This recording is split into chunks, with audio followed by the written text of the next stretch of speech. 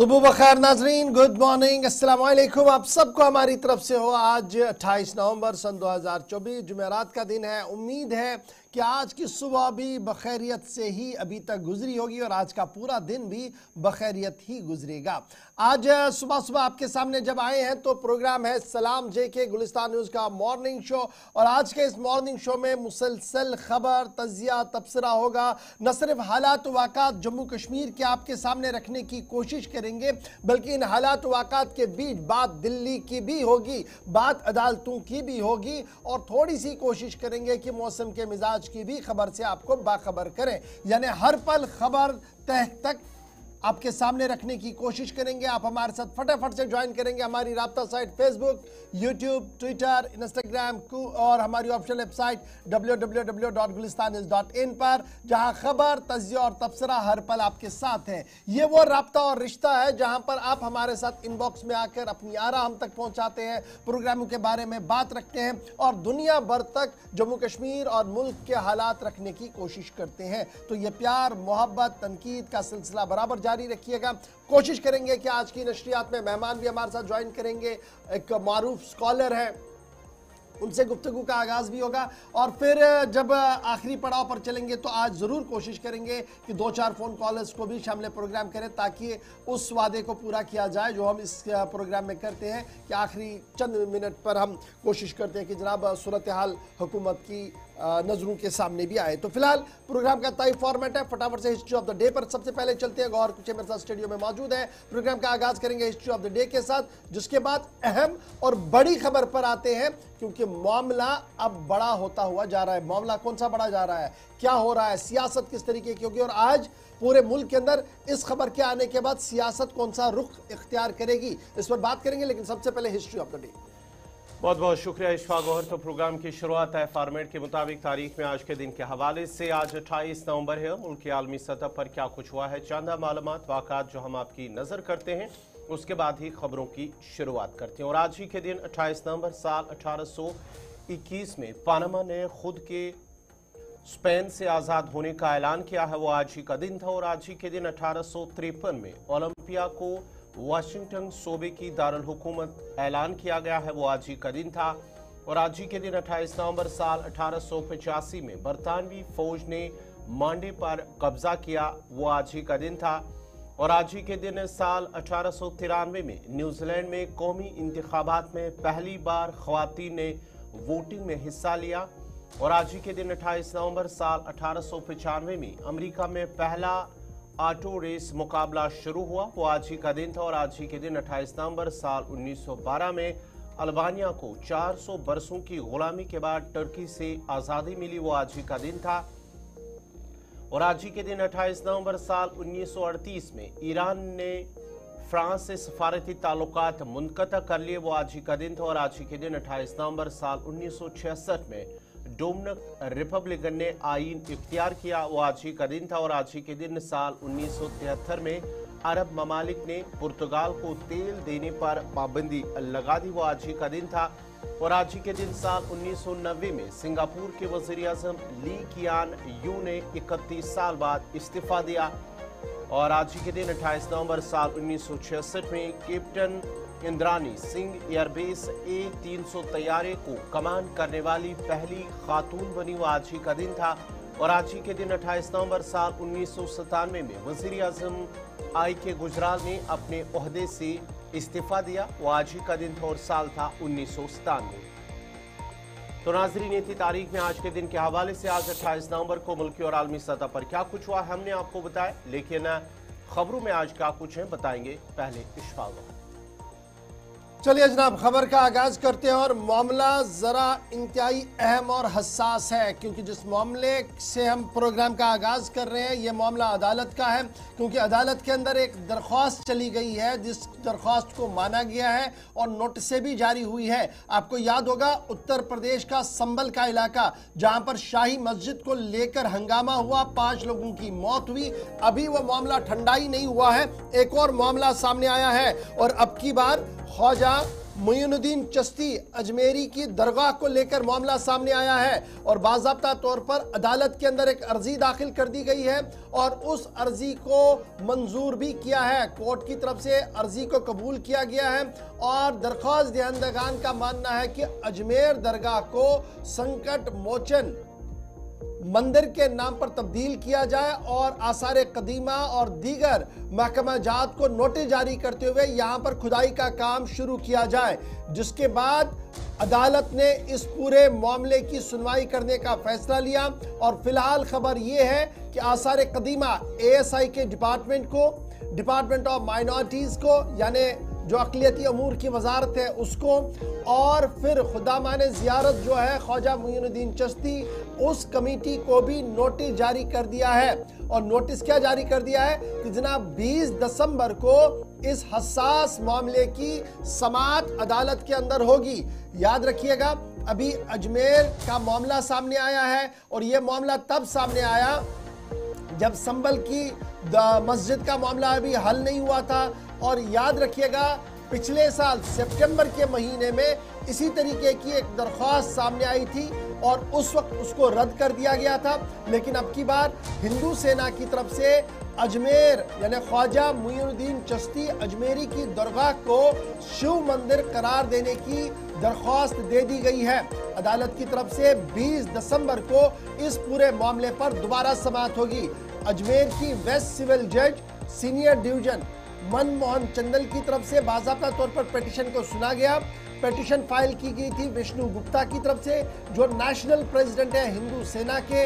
इनकी तरफ से जो बहस सामने रखी गई उसमें यह कहा गया था कि जनाब समन जारी किया जाए दरगाह कमेटी को, माइनॉरिटी मिनिस्ट्री को, आसार कदीमा को, क्योंकि ये दरगाह जहां पर बनाई गई है ये दरअसल एक मंदिर है और इसे बाज़ाब्ता तौर पर मंदिर का दर्जा दिया जाए और यहाँ पर तमाम तर हकूक जो है वो हिंदुओं को तखफीज किया जाए और कमेटी को यहाँ से बर्खास्त किया जाए। याद रखिएगा, 20 दिसंबर को अब इस मामले की समाअत होगी और लगातार ये मामला जो है वो चल रहा है। सिविल सूट बन चुका है ये और इस ज़िमन में बाज़ाब्ता तौर पर जो दरगाह कमेटी है उनकी तरफ से भी बयान जारी कर दिया गया और ये साफ कर दिया गया कि जो विष्णु गुप्ता है इसने इससे पहले भी इस तरीके की कोशिश की थी, नाकाम हुए थे, लेकिन अब की बार एक मुनज़्ज़म तरीके से दोबारा आए हैं और इसका भरपूर दिफा जो है वो किया जाएगा। संकट मोचन महादेव मंदिर नाम रखा जाए, ये दरख्वास्त के अंदर लिखा गया है। अब देखना होगा कि आसार कदीमा मस्जिद कमेटी, ये जो दरगाह की कमेटी है और जो माइनॉरिटी मिनिस्ट्री है वो इस ज़िमन में क्या रुख इख्तियार करती है। अंजुमन कमेटी के सेक्रेटरी सईद सरवर चिश्ती का मानना है कि पिटीशनर ने इससे पहले भी 3 साल कबल इसी तरीके की कोशिश की थी, तब भी हार चुके थे। उसके बाद दोबारा अदालत चले गए और अब की बार भी अदालत चले गए हैं। ताहम हमारी ये कोशिश रहेगी कि सूरत हाल को ध्यान में रखते हुए और हालात वाक़ात को ध्यान में रखते हुए अदालत के सामने हर एक चीज़ को रखा जाए। याद रखिएगा, अजमेर शरीफ की दरगाह न सिर्फ मुसलमानों के लिए है बल्कि गैर मुस्लिम भी यहाँ पर आ रहे हैं और न सिर्फ गैर मुस्लिम यहाँ आ रहे हैं बल्कि बैनुल-अक़वामी यानी across the world, Afghanistan, Indonesia, Pakistan, Albania, Chechnya से भी यहाँ पर लोग जो आते हैं और यहाँ पर अपनी आस्था यहाँ पर जोड़े हुए हैं। तो याद रखिएगा, सूरत हाल इस वक्त क्या कुछ बनी है। शाही मस्जिद संभल का मामला अभी सुलझा नहीं था, ऐवान के अंदर पिछले 3 दिन से कार्रवाई हो नहीं रही है और आज ये नया मामला सुर्खियां पकड़ रहा है, जिस दौरान अदालत के अंदर केस को कर दिया गया है। अदालत ने अर्जी गुजार की अर्जी को मान लिया है। 20 दिसंबर को हाजिर रहने के लिए कह दिया गया है आसार कदीमा को, मिनिस्ट्री फॉर माइनॉरिटीज़ को और अजमेर दरगाह के मुंतज़मीन के लिए नोटिस जारी कर दी है। 20 दिसंबर को अब इस केस की समाअत अदालत के अंदर होगी और देखना होगा क्या अदालत आसार कदीमा महकमे को खुदाई या जांच करने की कोई तहकीक हुक्मनामा जारी करेगी और अगर यह हुक्मनामा जारी होता है तो सूरत हाल किस तरीके से कंट्रोल में करनी है, क्या कुछ करना है। एक बड़ा मामला पेचीदा है इस वक्त, क्योंकि जिस तरीके की सूरत हाल पिछले कई महीनों से देख रहे हैं उस बीच ये बैक टू बैक चौथा इंसिडेंट है जब अदालत के सामने अजमेर दरगाह का मामला सामने आया है और ख्वाजा मुइनुद्दीन अजमेरी की दरगाह को लेकर इस वक्त की अहम और बड़ी खबर कि इसे हिंदू मंदिर करार दिया जाए, तमाम हकूक जो है वो ट्रांसफ़र किया जाए। इस ज़िमन में अर्जी दे दी गई है और अर्जी को कबूल भी किया गया है और 20 दिसंबर अब इस केस की समाअत होगी।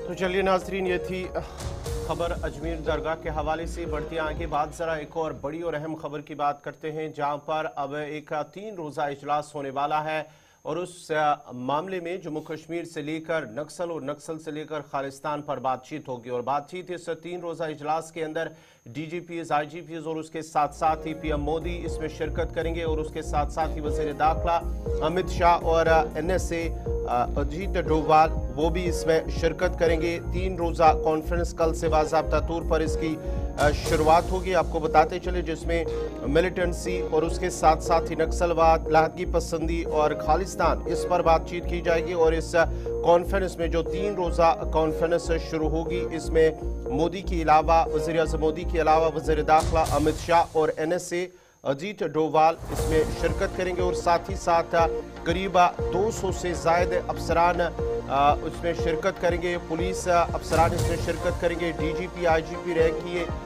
मीटिंग है, कॉन्फ्रेंस है 3 रोज़ा, जिसमें वर्चुअली भी शिरकत होगी और साथ ही साथ फिजिकली तौर पर भी इसमें इन अफसरान की शिरकत होगी। बड़ी खबर कि 6 रोज़ा इजलास कल से भुवनेश्वर के अंदर शुरू हो रहा है और इस इजलास के अंदर इंतहाई अहम मामला ज़ेर बहस लाए जा सकते हैं।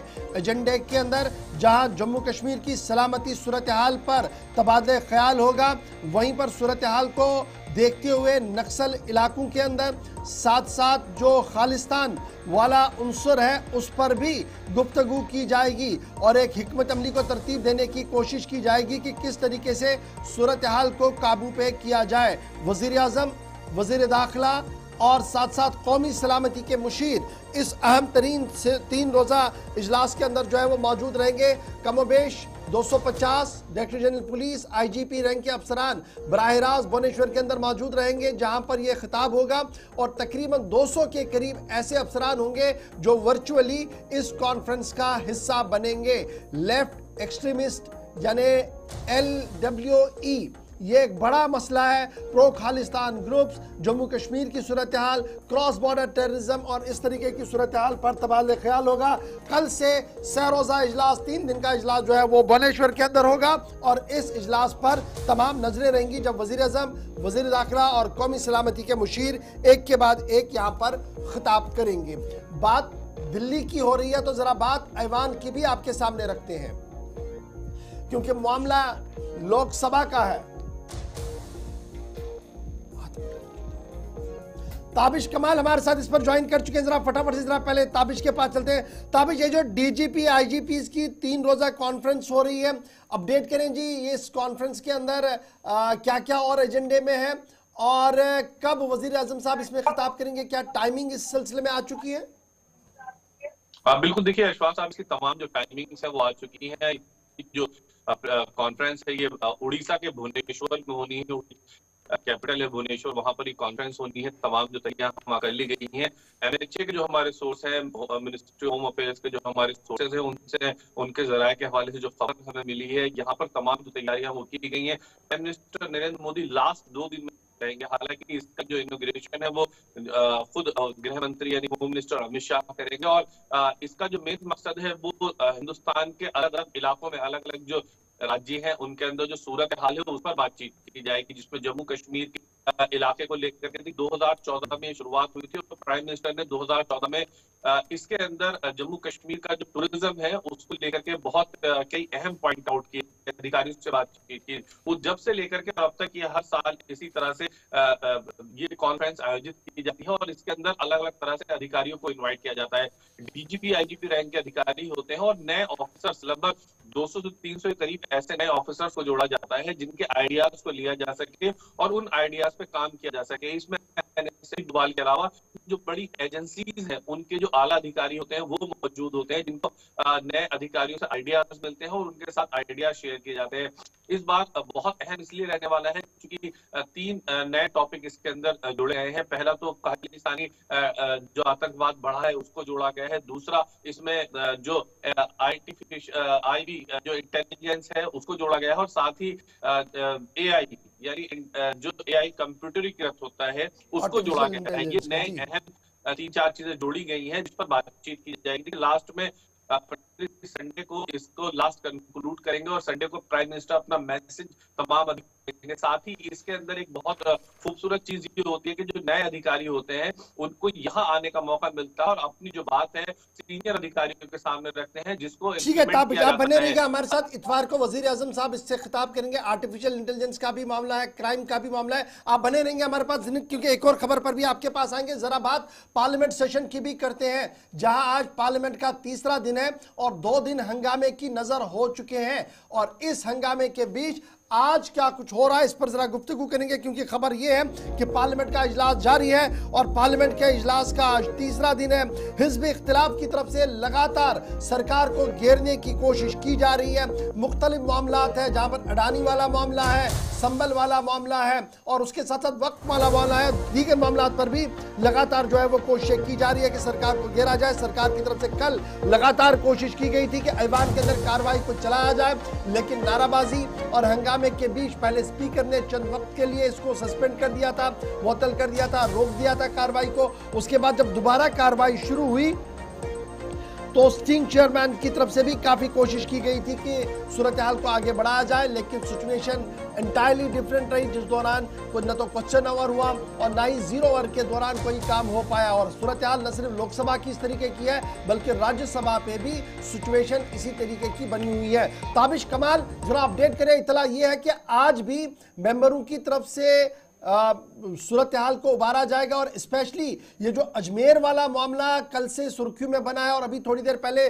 जिस खबर को हमने भी ब्रेक किया है, माना जा रहा है कि आज अक्रॉस द पार्टीज बहुत सारे मेंबर्स की तरफ से इस बात पर भी तशवीश का इजहार किया जाएगा और ये एक और हथियार विपक्ष के हाथ में मिला है, अपोजिशन के हाथ में मिला है, जिसको लेकर आज हंगामा हो सकता है ऐवान के अंदर। आप खबर पढ़ रहे हैं तो उसी वक्त मेरे पास एक और नोटिस आया है जो कांग्रेस की तरफ से रणदीप सुरजेवाला ने दिया है। इसमें एक बार फिर उन्होंने अडानी मुद्दे को लेकर के यूएस कोर्ट का हवाला देते हुए इस पर बिजनेस एडवाइजरी कमेटी को भेजने के साथ साथ इस पर चर्चा की मांग की है। लेकिन ये तो कांग्रेस पार्टी अडानी का मुद्दा लगातार उठाती है, सबसे अहम मामला इस पर आज आया है वो अजमेर का मामला है, जिस पर असदुद्दीन ओवैसी है सांसद है, वो ये कह रहे हैं कि इस तरह से अगर देश भर की तमाम मस्जिद और मज़ारों के नीचे मंदिर ढूंढे जाएंगे तो कहीं ना कहीं देश का माहौल खराब करने की कोशिश की जाएगी। और अपोजिशन लीडर्स अब ऐसा लगता है कि जैसे संभल के बाद अजमेर घटना को लेकर के आज पार्लियामेंट के अंदर अपनी बात रखने के लिए पूरी तरह से तैयार है। हालांकि जो अपोजिशन है वो लगातार इस बात को कह रहा है कि जो वर्शिप एक्ट है उसका बार बार यहाँ पर उल्लंघन किया जाए, ऐसे में ये नहीं होने दिया जाएगा। पहले से ही संभल का मामला बहुत ज्यादा बिगड़ा हुआ चल रहा था। संभल के मामले को लेकर के लगातार अपोजिशन सरकार को घेर रहा था। अब ऐसे में अजमेर की घटना आने के बाद से कहीं ना कहीं एकदम से अपोजिशन को कहा जाए तो बैठे बैठे एक और मुद्दा मिल गया है जिसको लेकर के वो सरकार को घेरने की कोशिश कर रहे हैं। देखिए लगभग 10 से 10:30 बजे के बीच एक बार फिर आज इंडिया ब्लॉक की बैठक है जिसमें तय किया जाएगा कि आखिर आगे की जो प्लानिंग है वो किस तरह से करनी है। ये बात साफ है कि अडानी मुद्दे को लेकर के रणदीप सुरजेवाला जो कांग्रेस के एमपी है उन्होंने एक बार फिर नोटिस दिया है और बिजनेस एडवाइजरी कमेटी को भेजने की इन्होंने मांग की है और साथ ही ये कहा है कि इस मामले को लेकर के सरकार को अपना रुख साफ करना चाहिए, पार्लियामेंट में इस पर चर्चा करनी चाहिए। दूसरी जो सबसे अहम बात यह है कि अजमेर और संभल की घटना इसको लेकर के अपोजिशन पूरी तरह से तैयार है। तीसरा सबसे अहम जो मामला है वो मणिपुर का है जिसको लेकर के सरकार अभी भी खामोश बैठने के लिए तैयार नहीं है। तो ऐसे में ये कई सारे अहम मुद्दे हैं जिस पर ऐसा लग रहा है कि अपोजिशन ने अपनी ठीक है जी ताबिश कमाल, बहुत शुक्रिया ज्वाइन करने के लिए। आज का दिन इंतहाई अहम है। एक और मुद्दा अजमेर दरगाह का भी मिल चुका है और इस बीच हंगामा होने के आसार है। कांग्रेस की तरफ से हिकमत अमली तरतीब दे दी गई है। न सिर्फ कांग्रेस बल्कि हमारी इत्तलात, टीएमसी और दीगर मेंबरों की तरफ से भी मीटिंग्स का सिलसिले का आगाज हो गया है दिल्ली के अंदर और इजलास शुरू होने से पहले ही मोशंस या नोटिसें जो है वो स्पीकर को सौंप दी जाएगी। बात असेंबली लोकसभा की चल रही है। जरा बात उस हसास मामले की भी करते हैं जिसे ज्वाइंट पार्लियामेंट्री कमेटी को सौंपा गया था, यानी मामला वक्त तरमीमी बिल का, अमेंडमेंट बिल जो थी। और खबर यह है कि हुकूमत और हिज़्ब इख्तिलाफ के बीच जिस तरीके की रस्साकशी बनी हुई है, इस बीच वक्फ बिल को अब की बार टेबल नहीं किया जाएगा, यानी जो तरमीम शुदा बिल लानी थी उसको नहीं रखा जाएगा। बिल को फिलहाल अगले सेशन तक डेफर करने की बात सामने रखी जा रही है। रात देर गए जो इजलास ज्वाइंट पार्लियामेंट्री कमेटी का हुआ था उसमें इस बात का फैसला लिया गया कि हुकूमत से मजीद वक्त लिया जाएगा क्योंकि कुछ अहम और संगीन मामलात हैं, आपसी तालमेल नहीं बैठ पा रहा है जिसको लेकर हतमी राय कायम नहीं हो पा रही है कुछ हसास मामलात पर। इसलिए फिलहाल मजीद वक्त जो है वो लिया जाएगा। पैनल की सरबराही भारतीय जनता पार्टी के रुकन जगदम्बा पाल कर रहे हैं, जिन्हें यह काम सौंपा गया था कि 29 नवंबर तक आपने अपना काम मुकम्मल करके रिपोर्ट सबमिट करना है। ताहम खबरसां इदारों के मुताबिक पाल और अरकान के बीच में तालमेल नहीं बैठा, जिसको लेकर कई अहम मामला उभर कर सामने आए और रियासतों के वक्फ बोर्ड को लेकर भी कई मकामात पर हसास सवालात हैं, जिनको देखते हुए अब यह फैसला लिया गया है फिलहाल मामले को आगे लिया जाएगा। और यह साफ कर दिया गया है कि वजारती माइनॉरिटी अफेयर्स को चंद सवालात भेजे गए हैं, जो सवालात तकरीबन 123 प्रॉपर्टियों को लेकर है, जो गवर्नमेंट ऑफ इंडिया की है, दिल्ली के अंदर है, दिल्ली से बाहर भी है। और यहां पर 1911 से लेकर जो वक्फ बोर्ड की क्लेम है कि ये प्रॉपर्टियां उनकी है, जबकि सरकार का मानना है कि ये प्रॉपर्टियां उनकी है, इसको लेकर भी एक बड़ा पेच फंसा हुआ है। यहां पर इस तरमीम के कानून को रखने से पहले यहां पर भी इन चीजों को देखा जाएगा।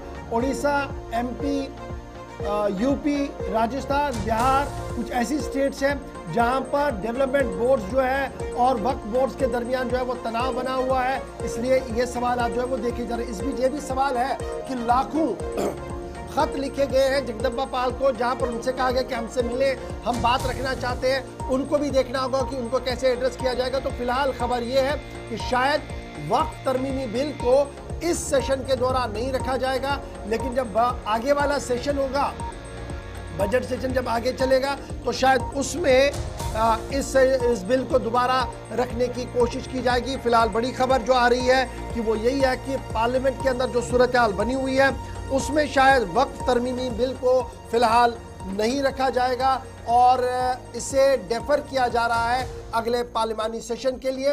उम्मीद है कि आज नोटिफिकेशन इस ज़मन में भी जारी हो सकती है। फिलहाल जो हमारे ज़राया इस जेपीसी के अंदर है, उनका मानना था कि रात देर गए तक फैसला इसी तरीके का बना हुआ है कि फिलहाल रिपोर्ट टेबल नहीं होगी, क्योंकि हसास मामलात हैं जिन पर अभी एक जैसी आवाज़ और एक जैसी बात सामने नहीं आई है।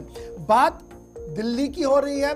दिल्ली के अंदर जो पार्लियामेंट का इजलास है, यहां तक हमने आपको बात बता दी, लेकिन अब जम्मू कश्मीर का हम रुख करेंगे। और जम्मू कश्मीर का जब हम रुख करेंगे तो जरा बजट सेशन से शुरुआत करेंगे और फिर आपको बताएंगे कि एक बड़ा क्रैकडाउन हुआ है जो कल चल रहा था और आज भी कई इलाकों के अंदर चल रहा है और 10 से ज्यादा लोगों की गिरफ्तारियां हुई है। कहां पर यह क्रैकडाउन चल रहा है उस पर भी बात करेंगे और फिर मौसम के मिजाज से भी आपको अपडेट करेंगे। लेकिन छोटा सा ब्रेक होगा, ब्रेक के फौरन बाद आएंगे तो बैक टू बैक बड़ी खबरें जम्मू कश्मीर की आपके सामने रखने की कोशिश करेंगे।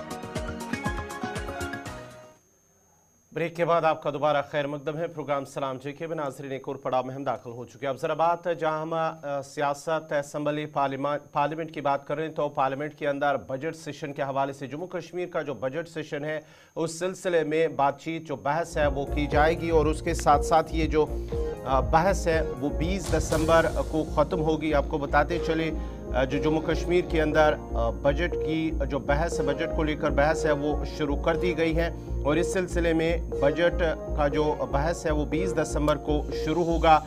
जो PHE transport higher education departments के अंदर जो बजट प्रपोजल है, तजवीज़ है, उस पर बहस की जाएगी। उस पर 4 दिसंबर को ये बहस की जाएगी और उसके साथ साथ ही माली साल 2025-26 का जो जम्मू कश्मीर के लिए बजट होगा वो पेश किया जाएगा। इस बार जम्मू कश्मीर की असम्बली के अंदर तकरीबन 6 सालों के बाद यानी कि 2018 के बाद 2018 में उस वक्त की PDP और BJP सरकार के दौरान वज़ीर ख़जाना उस वक्त के हसीब द्राबू की जानिब से वो बजट पेश किया गया था और उसके बाद ही 6 साल के बाद अब जम्मू कश्मीर असम्बली के अंदर जो जम्मू कश्मीर का बजट होगा 2025-26 वो पेश किया जाएगा। बड़ी खबर हम आपको बता रहे हैं, जहां पर जम्मू कश्मीर के अंदर भी बजट की तैयारियों का आगाज हो गया और बाज़ाब्ता तौर पर 20 दिसंबर से 20 दिसंबर तक तमाम तर तैयारियां मुकम्मल करनी है, बजट डेलिब्रेशंस को कंक्लूड करना है और इतलात और खबरों के मुताबिक आज से बाज़ाब्ता तौर पर इसका आगाज़ भी हो गया है। 2025-26 के लिए बजट 6 साल के वक्फे के बाद जम्मू कश्मीर असम्बली के अंदर बन रहा है। 4 दिसंबर को PHE transport higher education department के लिए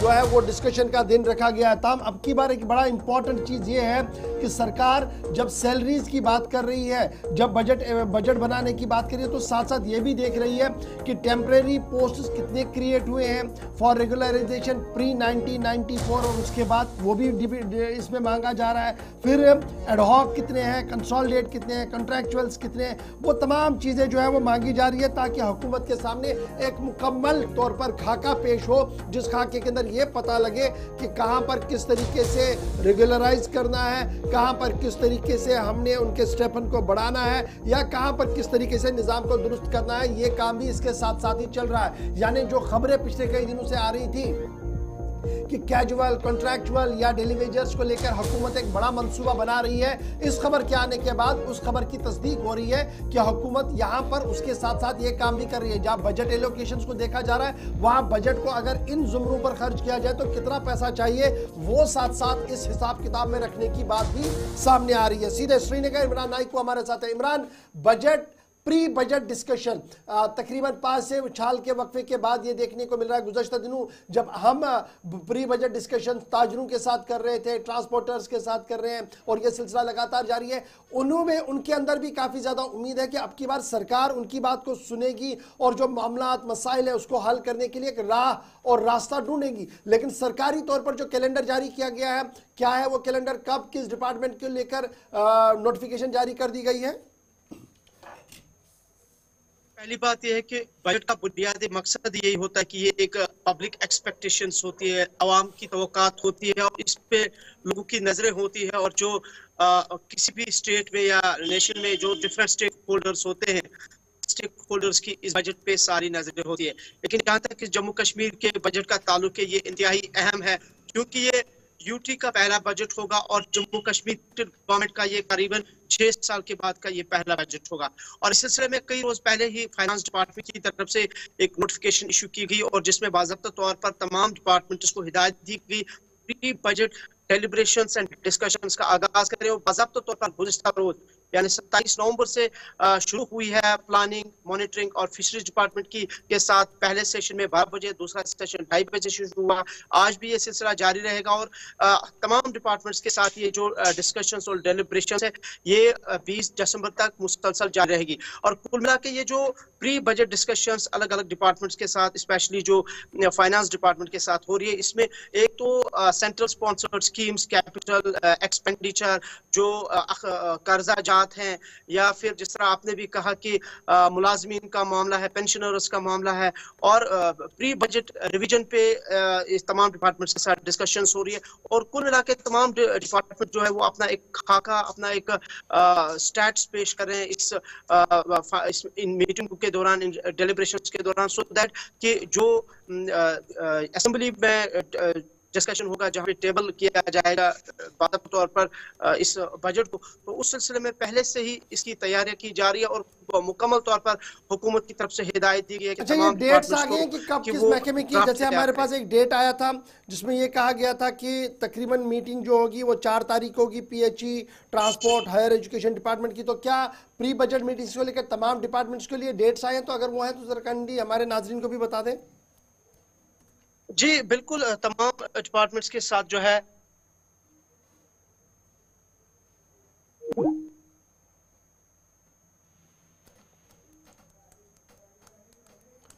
इमरान से रब्ता मुनक़ता हुआ है, उसके साथ दोबारा रब्ता करने की कोशिश करेंगे। लेकिन बात जहाँ हम बजट के हवाले से करें, जम्मू कश्मीर असम्बली के अंदर जहाँ पर इस साल माली साल 6 साल के बाद ही 25-26 के लिए बजट पेश करना होगा, इस सिलसिले में तैयारियाँ की जा रही हैं और इस पर जो बहस है वो शुरू कर दी गई है।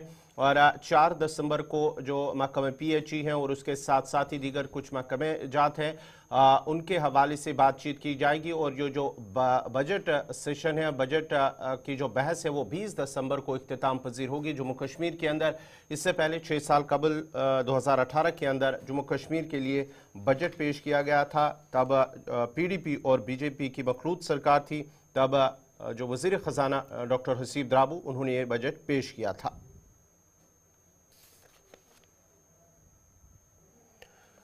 इमरान, आप अपनी बात कंटिन्यू करें।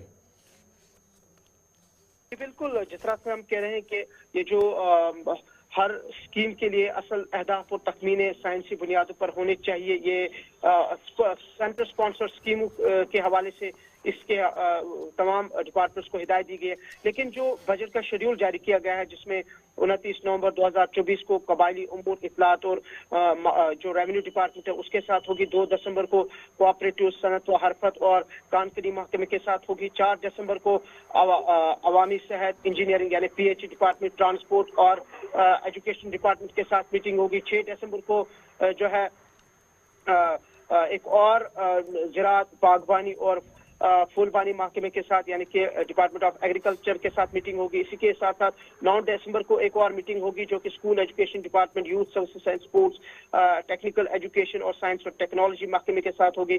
इसके अलावा 11 दिसंबर को R&B डिपार्टमेंट और इसके अलावा रूरल डेवलपमेंट डिपार्टमेंट और पीएचई डिपार्टमेंट और irrigation and flood control department के साथ मीटिंग होगी। 13 दिसंबर को शेड्यूल के मुताबिक दही, तरक्की, खुराक, सिविल सप्लाई, उमूर सार्फिन और मेहनत व रोजगार महकमे के साथ होगी। 16 दिसंबर 2024 को यहाँ प्रोटोकॉल, फॉरेस्ट डिपार्टमेंट, टूरिज्म और इसके अलावा आर्कियोलॉजी डिपार्टमेंट के साथ मीटिंग होगी। इसी तरह से 18 दिसंबर को भी एक मीटिंग होगी जो कि सेहत व तिब्बी तालीम जिसमें स्कीम्स मौजूद होंगे। इसके अलावा GAD और लॉ एंड पार्लियामेंट अफेयर्स के साथ मीटिंग होगी। जबकि 20 दिसंबर को जो आखिरी मीटिंग होगी वो सोशल वेलफेयर डिपार्टमेंट के साथ होगी, होम डिपार्टमेंट के साथ होगी, साथ साथ उसमें जो है यहाँ पे पावर डेवलपमेंट डिपार्टमेंट और मालियात के जो महकमे हैं उनके साथ ये मीटिंग होगी। और कुल मिला के ये जो अलग अलग शेड्यूल जारी किए गए हैं और ये कल से ही ये आगाज हुआ है और इस सिलसिले में तमाम डिपार्टमेंट्स को पहले से ही हिदायत दी गई है कि बजट तखमीने 2024-25 में कोई मजबूरी प्रोविजन शामिल नहीं होना चाहिए। पिछले माली साल के असल अखराजात और मौजूदा माली साल के ताज़ा तरीन अखराजात को तफसीलात में शामिल करना जरूरी है।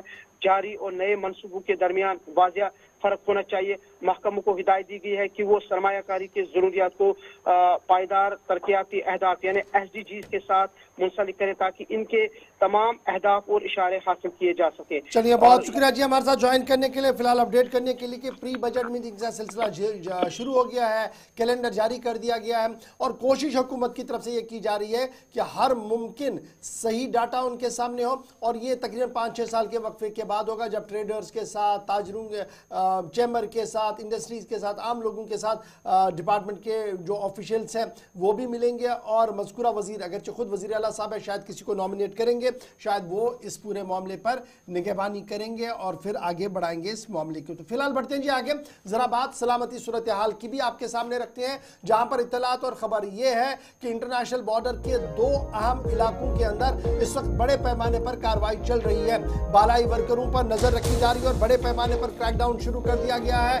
कठुआ और सांबा के अंदर इस वक्त की अहम तरीन बड़ी खबर कि दोनों अजला के अंदर सिक्योरिटी को काफी हाई अलर्ट पर कर दिया गया है, क्योंकि OGWS के जरिए से ही सरहद पार से हरकतें होती है। इस तरीके की इत्तलात और खबरें आ रही है और अभी तक जो हमारे पास खबर है कि तकरीबन 10 के करीब मुश्तबे अफराद से पूछताछ की गई है, क्रैकडाउन किया गया है। 17 मकामात पर पुलिस और CRPF की मुश्तरका कार्रवाइयां कल पूरे दिन हुई है और ये रेड्स कल जब हुई हैं तो कुछ हसास चीजें उनके हाथ लगी है, जिसको तहकीकात की जा रही है और माना जा रहा है कि आज भी मुख्तलिफ इलाकों के अंदर ये कार्रवाई जो है वो जारी रहेगी। याद रखिएगा कि पुंछ, रजौरी, उधमपुर के अंदर गुज़श्ता दिनों भी जम्मू कश्मीर पुलिस ने बड़े पैमाने पर कार्रवाई की थी, जिसमें जैश ए मोहम्मद और लश्कर तैयबा से वाबस्ता अफराद के घरों पर छापामारी हुई थी। जो OGWS है उनके घरों पर छापामारी हुई थी। तकरीबन 56 के करीब ऐसी जगह थी जहां पर यह छापामार कार्रवाइयां हुई थी और कल जिस तरीके से लगातार कार्रवाइयां हुई, 17 मकामात ऐसे थे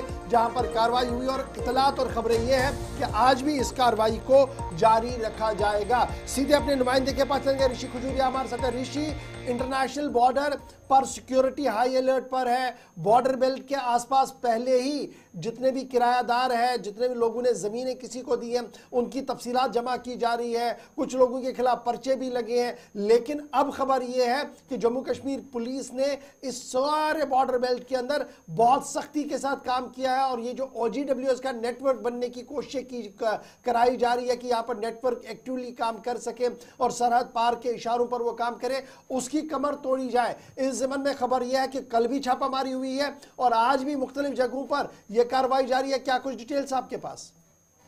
देखिए गुरु साहब, आपको बता दें कि कल ADGP जम्मू जोन आनंद जैन जी ने ये पूरी तरह से साफ कर दिया है कि आतंकियों के जो मददगार हैं उन्हें बख्शा नहीं जाएगा और ये ओवरग्राउंड वर्कर्स जो हैं इनकी कमर तोड़ी जाएगी, जिसको लेकर रेड्स करने का जो सिलसिला है वो लगातार जारी है। और उन्होंने रेड्स को लेकर भी कहा है कि रेड्स हमारी लगातार जारी रहेंगी, क्योंकि जो भी आतंकियों के मददगार है उन्हें जो है अब बख्शा नहीं जाएगा, छोड़ा नहीं जाएगा। इसी के चलते पूरे इंटरनेशनल बॉर्डर की बात करें, ना सिर्फ जिला सांबा बल्कि कठुआ जिला की भी बात करें तो कई ऐसी अलग अलग लोकेशंस हैं, यहाँ पर छापेमारी लगातार की जा रही है। खासतौर पर आपको बता दें कि समुदाय विशेष के कुछ ऐसे लोग यहाँ पर रहते हैं जो कि कुछ इलीगल एक्टिविटीज में ऑलरेडी इन्वॉल्व हैं, लेकिन कहीं ना कहीं इनके तार जो है दूसरी तरफ भी जुड़ते नजर आ रहे हैं। उसी को लेकर ये छापेमारी जो है वो लगातार की जा रही है। कुछ लोगों को पूछताछ के लिए उठाया जा रहा है। इसी के साथ उन्होंने सिक्योरिटी पॉइंट ऑफ व्यू के हवाले से ये साफ तौर पर कह दिया है कि सुरक्षा को पुख्ता करना है, किसी तरह का कोई रिस्क जो वो सुरक्षा को लेकर नहीं लिया जाएगा। और खासतौर पर बॉर्डर के इलाकों में कुछ बाहरी राज्यों के लोग यहाँ पर रहते हैं, शायद आप ये भी कह सकते हैं कि रोहिंग्या कुछ ऐसे यहाँ पर हैं, उनको भी चिन्हित किया जा रहा है, क्योंकि ये कहीं ना कहीं सिक्योरिटी को लेकर खतरा है, खासतौर पर बॉर्डर बेल्ट की अगर बात करें तो इसी पर यहाँ पर अच्छा, पहले हमने ये देखा कि जिनकी जमीनें हैं, जिनके मकानों के अंदर किराएदार हैं, उनको लेकर DM की तरफ से ऑर्डर जारी किया गया था। फिर हमने देखा कि BSF out of is on भी अपने बेल्ट के अंदर काफ़ी चौकन्नी है। अब की बार नाइट विजन डिवाइसेस लगाए गए हैं ताकि किसी तरीके से ये जो धुंध और कोहरा होता है इसमें इन्फिल्ट्रेशन ना हो। अब की बार जम्मू कश्मीर पुलिस जिस फोरफ्रंट पर आई है और OGWS को निशाना बना रही है, क्या ये हम माने कि एक स्पेसिफिक इंटेलिजेंस इनपुट था जिसको लेकर ये सारा ऑपरेशन पिछले 2-3 दिन से चल रहा है? बिल्कुल सही कहा आपने, क्योंकि हमने भी कुछ ऑफिसर से बात की है तो इनपुट कहीं ना कहीं साफ तौर पर था, जिसके चलते ये तमाम जो प्रोसेस है, ये तमाम जो प्रक्रिया है वो की जा रही हैं। और उन्होंने आनंद जैन जी ने भी साफ तौर पर कहा है कि जो धुंध कोहरा है या सर्दियां, ये हमारे लिए एक बहुत बड़ा चैलेंज हर बार रहता है। तो इस बार भी ये चैलेंज काफी बड़ा है, जिसको लेकर IB का अगर इलाका कहें तो वहां पर बॉर्डर सिक्योरिटी फोर्सेज जो है वो ऑलरेडी अपनी तरफ से कार्रवाइयों को अंजाम में ला रही है, जिसमें प्रशासन का सहयोग है, नाइट कर्फ्यू लगाना हो या फिर यहाँ पर जो है किराएदारों की वेरिफिकेशन करना हो या फिर यहाँ पर पूरे इलाके की आप कह सकते हैं कि जो सेंसिटाइज यहाँ पर पूरा इलाका जो है वो किया जा रहा है और उसी को लेकर ये कार्रवाइयां उक्त जो है वो की जा रही है। सवाल यही है कि लगातार जिस तरह से आतंकी इन्फिल्ट्रेशन जो है वो घुसपैठ जो है अंतर्राष्ट्रीय सीमा के हवाले से हुई है, क्योंकि आपने देखा कि अभी LOC पर बर्फबारी हो जाएगी तो ये IB का रास्ता जो वो इख्तियार करने की कोशिश जो वो करेंगे। आतंकी, उसी को लेकर ये पूरा जो सिक्योरिटी ग्रिड है उसे मजबूत किया जा रहा है और OGWs को बख्शा नहीं जाएगा। एक रणनीति, चलिए बहुत शुक्रिया ऋषि खजूरिया। ऑपरेशन जारी है इंटरनेशनल बॉर्डर के दोनों जिला इलाकों के अंदर, चाहे वो कठुआ हो चाहे वो सांबा हो। न सिर्फ कठुआ सांबा बल्कि इतलात और खबरें ये है कि उधमपुर और दीगर मकामात पर भी सिक्योरिटी ग्रिड को काफी सख्त कर दिया गया है। फटाफट से जम्मू कश्मीर की खबरों पर है हम, तो बात जरा मौसम के मिजाज की भी करते हैं और आपको फिर वेदर अपडेट से भी जरा अपडेट करते हैं, क्योंकि इतला और खबर यह है कि 3 बैक टू बैक मगरिबी हवाओं का असर, वेस्टर्न डिस्टर्बेंस जो है वो देखने को मिल सकती है। अगरचि मैदानी इलाकों में इसका असर कम होगा, ताहम बालाई इलाकों में कल शाम से बाज़ाब्ता तौर पर बर्फबारी का इम्कान लगाया गया है। 3 back to back western disturbances का असर होगा जम्मू कश्मीर के मौसम पर, और कहीं पर बारिशें और कहीं पर बर्फबारी का इम्कान कल शाम से लगाया गया है। सबसे ज्यादा बर्फबारी के इम्कान बांडीपोरा के बालाई इलाके, कुपवारा के बालाई इलाकों के अंदर कहा जा रहा है, और 29 नवंबर की शाम से यह सिलसिला जो है वो शुरू हो सकता है। मरकजी और रियासती महकमे मौसमियात की तरफ से एडवाइजरी जारी कर दी गई है, और महकमे मौसमियात की तरफ से यह साफ कर दिया गया कि सयाह हो, ट्रैवलर हो या ट्रांसपोर्टर्स हो, उन्हें इन बालाई इलाकों के अंदर जाते वक्त काफी एहतियात बरतने के लिए कहा गया है। ताहम 29 की शाम से अगरचे मौसम का मिजाज जरूर बदलेगा, जो 2 दिसंबर तक रहेगा, 3 दिसंबर तक चलेगा। 2 और 3 दिसंबर के दरमियान भी इसी तरीके की सूरत हाल जो है वो देखने को मिल सकती है। उसके बाद एक और असर जो है वो होगा 7 और 8 तारीख को, जिस दिन मैदानी और बालाई इलाकों में एक बार फिर बारिशों और बर्फबारी का इम्कान लगाया जा रहा है। ताहम इन 2-3 डेटों को छोड़कर कुल मिलाकर अगले महीने में भी कोई बड़ी बर्फबारी की पेशेनगोई अभी तक नजर नहीं आ रही है। तो कुल मिलाकर मौसम का मिजाज इस तरीके का है कि यकबस्ता हवाएं जरूर हैं, लेकिन एज कंपेयर टू पिछले 2-3 दिनों में अभी वेदर अपडेट क्या है, क्या कुछ सूरत हाल है हम आपके सामने रखें। लेकिन दर्जा हरारत किस तरीके का रहा है पूरे इलाके के अंदर, जम्मू के अंदर दर्जा हरारत क्या रहा है, कश्मीर के अंदर दर्जा हरारत क्या है, तो फटाफट से एक नजर उस पर भी डालते हैं। श्रीनगर के अंदर रात का दर्जा हरारत -2.1 डिग्री, काजीगुंड के अंदर -3.0, कुपवारा के अंदर भी मनफी दर्जा हरारत रहा है 3, और पहलगाम में -5 और गुलमर्ग के अंदर -2.5 डिग्री रिकॉर्ड किया गया है। कुल मिलाकर कश्मीर प्रोविंस के ये 4-3-5 स्टेशन ऐसे हैं जहां पर मनफी दर्जा हरारत और सबसे ज्यादा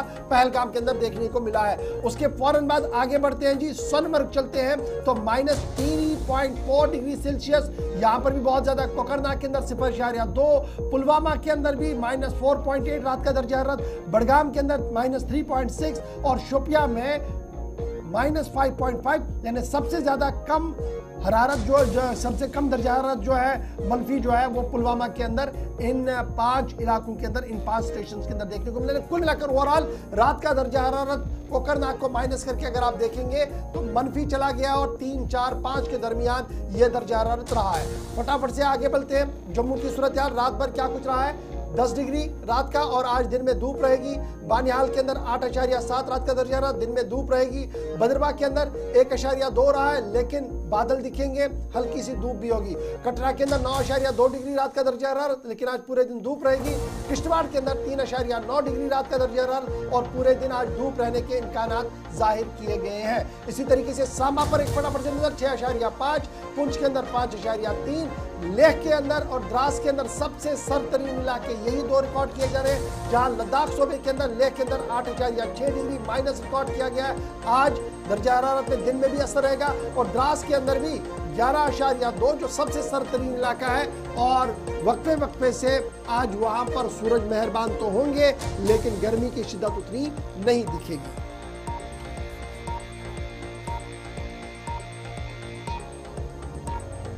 चलिए जनाब, वेदर अपडेट के बाद जरा बात करते हैं कश्मीरी पंडितों की, क्योंकि कश्मीरी पंडितों ने अपनी बाज़ाबादकारी का मामला अपने हाथ में लेने की बात कही है, और यह साफ कर दिया है कि बाज़ाबादकारी मामले में अगरचे हुकूमती इदारों की तरफ से कई बुलंदबाग दावे किए गए, लेकिन जमीनी सूरत हाल पर वो अमलाते हुए कहीं पर भी नजर नहीं आ रहे हैं। इल्जाम यह भी है कि जम्मू कश्मीर के अंदर कश्मीरी पंडितों को वोट बैंक के तौर पर इस्तेमाल किया है, और यही वजह है कि बाज़ाब्ता तौर पर कश्मीरी पंडितों ने बाज़ाब्ता तौर पर अपनी अलहदा एक रजिस्टर्ड सोसाइटी की है और ये पहली हाउसिंग सोसाइटी कश्मीर वादी के अंदर रजिस्टर हुई है।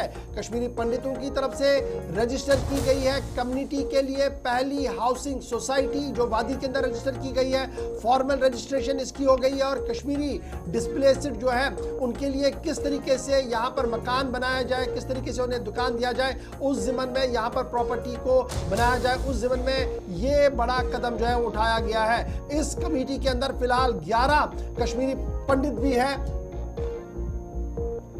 11 कश्मीरी पंडित और 2 सरदार भी इस ज़िमन में दिखाई दे रहे हैं कि जो इस कमेटी के अरकान माने जा रहे हैं। कम्युनिटी का मानना है कि इलेक्टोरल गेन्स के लिए हमेशा इस्तेमाल किया गया, लेकिन 2019 में 419 फैमिलियां जो श्रीनगर आना चाहती थी अभी तक भी उनका कुछ नहीं हुआ, लेकिन एक बड़ा मंसूबा यह है कि तकरीबन 100 कनाल की ज़मीन ली जाए जो इन लोगों के अंदर दी जाए जो यहाँ कश्मीर के अंदर अपने घर बनाना चाहते हैं। सतीश मालदार जो इसकी पहल कर रहे हैं उनका मानना है कि कश्मीरी पंडितों ने अपनी तमाम जायदादें पहले ही बेच दी हैं, उनकी बाज़ाबात करी, यहाँ पर कैसे हो आइसोलेटेड प्लेस में उन्हें नहीं रखा जा सकता है और यही वजह है कि अब बाज़ाब्ता तौर पर रजिस्ट्रेशन की गई है, कोऑपरेटिव सोसाइटी एक बनाई गई है और इसी कोऑपरेटिव सोसाइटी के जरिए से हुकूमत से जमीन ली जाएगी जो कश्मीरी पंडितों को दी जाएगी जहां पर वो रह सकते हैं। एक तरफ से यह, दूसरी तरफ से वजारत दाखिला के अंदर भी सूरत हाल जो है वो काफी ज्यादा बेहतर इस ज़िमन में दिख रही है और वजारत दाखिला भी पॉजिटिव नोट इसको आगे दे सकता है। सतीश मालदार ने थोड़ी देर पहले हमारे नुमाइंदे से गुफ्तगू की,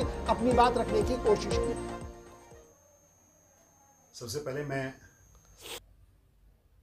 गवर्नमेंट ऑफ इंडिया, गृह मंत्रालय और अपने स्टेट गवर्नमेंट जो हमारे इलेक्टेड गवर्नमेंट है उमर अब्दुल्ला साहब, उनको बहुत बहुत धन्यवाद देता हूं कि कुछ दिनों पहले ही हमें पता लगा कि उन्होंने कश्मीरी पंडित गवर्नमेंट ऑफ इंडिया और जम्मू कश्मीर गवर्नमेंट ने मिलकर कश्मीरी पंडित जो विस्थापित हुए थे, सिविलाइजेशन कोलैप्स जो हुआ था 1990 में और उसकी वजह से जो लोग यहाँ पर विस्थापित हो गए थे उनको बसाने के लिए एक पहल कर रहे हैं।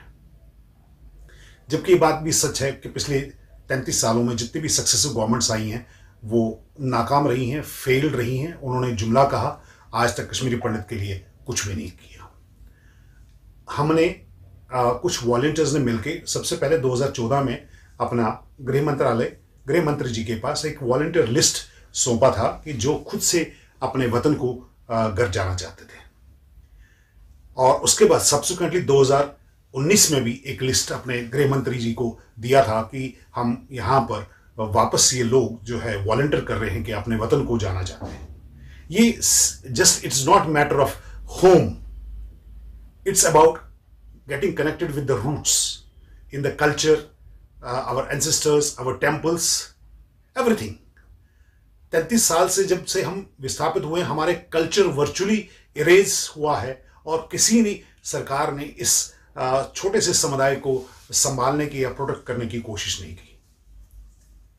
अभी आप सबने देखा कि जितने भी जेएंडके में इलेक्शन हुआ, जितने भी रीजनल पार्टीज थे या नेशनल पॉलिटिकल पार्टीज थे, उन्होंने अपने घोषणा पत्र में लिखा था कि वो कश्मीरी पंडित्स को रिहैबिलिटेट करने का पूरा प्रयास करेंगे। तो हमने भी एक प्रयास लगाया कि जबकि डिस्ट्रेस सेल एक्ट था वो भी एक तरह से फेल ही हुआ और बाकी भी प्रावधान की प्रॉमिस किए थे वो सारे फेल हुए।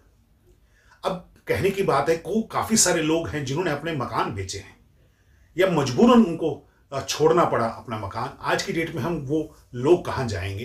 तो हमने एक प्रयास किया, इसको हम शेप दे दें, उन लोगों को सब इकट्ठे करें एक बैनर के नीचे ताकि हम वापस से अपने कश्मीर को जाएं।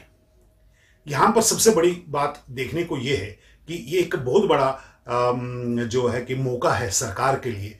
लास्ट टाइम जब पलायन हुआ था जैनुल आबदीन ने कश्मीरी पंडितों को वापस लाया था, आज एक सुनहरा मौका।